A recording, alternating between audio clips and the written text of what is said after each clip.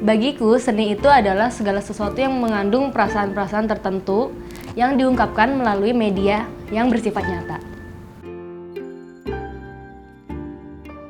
Namaku Nadine Aquila dan aku adalah seorang storyboard artist.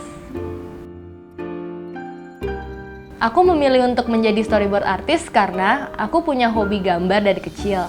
Dan aku mencari profesi yang kira-kira bisa menyalurkan hobiku itu. Lalu ketemulah profesi ini, yaitu menjadi storyboard artist.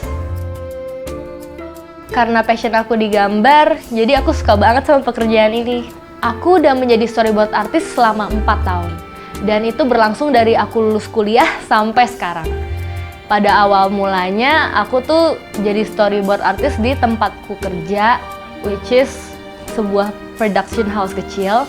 Dan di sana aku membuat storyboard untuk film-film pendek mereka. Tugas dari storyboard artist adalah mereka yang menerjemahkan skrip dan skenario untuk menjadi susunan gambar-gambar. Nah, dari gambar-gambar itulah akan dijadikan acuan dalam tahapan production. Tugas aku tuh susah-susah gampang sih. Susahnya karena gak menentu, terus karakter klien kan beda-beda, dan jadi agak menantang juga sih itu. Tapi mudahnya karena itu suatu hal yang aku sangat enjoy melakukannya. Selama menjadi storyboard artist, aku tuh belajar banyak banget pengalaman. Karena pengalaman itu merupakan hal penting banget di pekerjaan ini. Selain itu, aku juga harus memperbanyak koneksi dari kuliah hingga saat ini. Dan juga update terus portofolio. Yang paling penting di atas semua itu adalah attitude. Karena menurut aku, pekerjaan tanpa attitude itu sia-sia.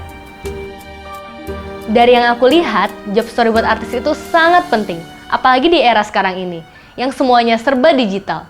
Storyboard itu nggak hanya dipakai pada saat proses pembuatan komik atau animasi aja, melainkan juga segala bentuk video seperti film, game, iklan, baik bentuknya animasi ataupun live shot.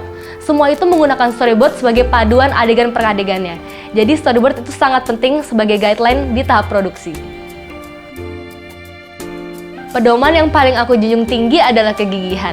Karena tanpa kegigihan, mimpi yang tampak mudah pun akan terasa sangat sulit untuk dicapai. Oleh karena itu, kamu harus tetap selalu gigih apapun mimpinya. Jangan berhenti berkarya dan tetap optimis dalam menghadapi masa depan.